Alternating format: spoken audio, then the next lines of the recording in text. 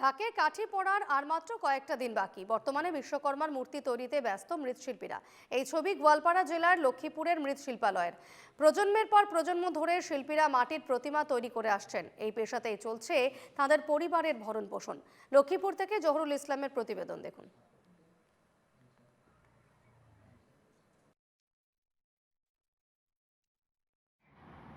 হাতে মাত্র কয়েকটি দিন বাকি, তারপরেই আরম্ভ হবে বিশ্বকর্মা পূজা। যে বিশ্বকর্মা, সেই বিশ্বকর্মার পূজা আরম্ভ হবে। তার পরিস্থিতিতে এই মুহূর্তে রয়েছি আমরা গোয়ালপাড়া জেলার যে লক্ষ্মীপুর শহরের যে মৃৎশিল্পীর একটি কারখানায়। সেই কারখানার দৃশ্য আমরা এনকেটিভি বাংলার দর্শকদেরকে দেখানোর জন্য চেষ্টা করব। যে দিন রাত একাকার করে বিশ্বক্ষণিকর যে বিশ্বকর্মা পূজা, সেই বিশ্বকর্মা পুজোর প্রতিমা নির্মাণ করা হচ্ছে।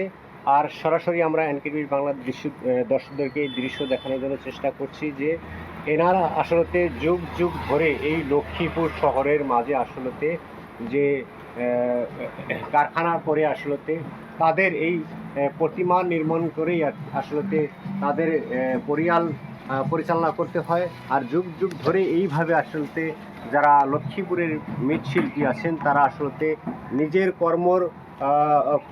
কর্মর জরিয়তে আসলে তাদের পরিচালনা করতে হয়।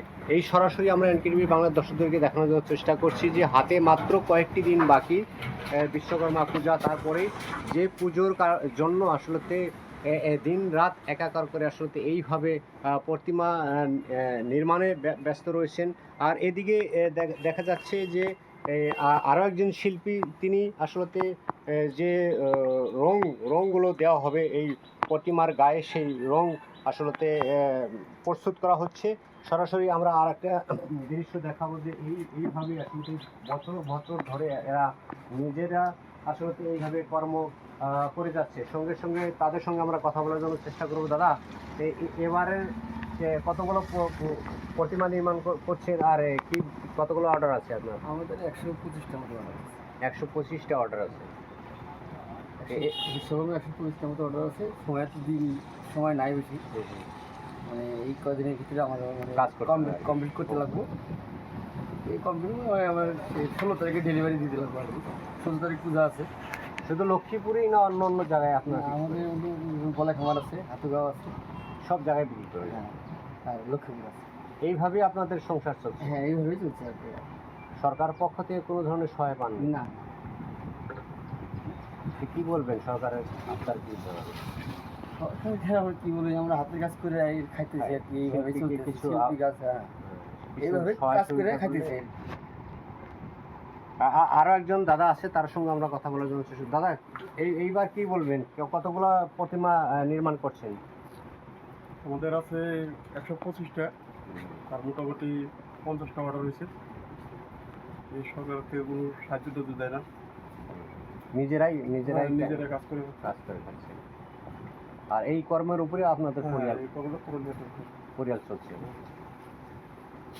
সরাসরি আমরা এই দৃশ্য পুনরায় দেখানোর জন্য চেষ্টা করব। ইতিমধ্যেই এইভাবে আর বিশ্বকর্মার যে প্রতিমূর্তি, সেই মূর্তি আসলে এইভাবে নির্মাণ করা হচ্ছে। আর সরাসরি এরা আমাদেরকে জানিয়েছে যে যুগ যুগ ধরে যে এই লক্ষ্মীপুর শহরের মাঝেই আসলে যে প্রতিমা নির্মাণ করে তাদের পরিবারকে পরিচালনা করছে। কিন্তু সরকার পক্ষ থেকে আজ পর্যন্ত এদের কোনো ধরনের ব্যবস্থা গ্রহণ করতে পারেনি।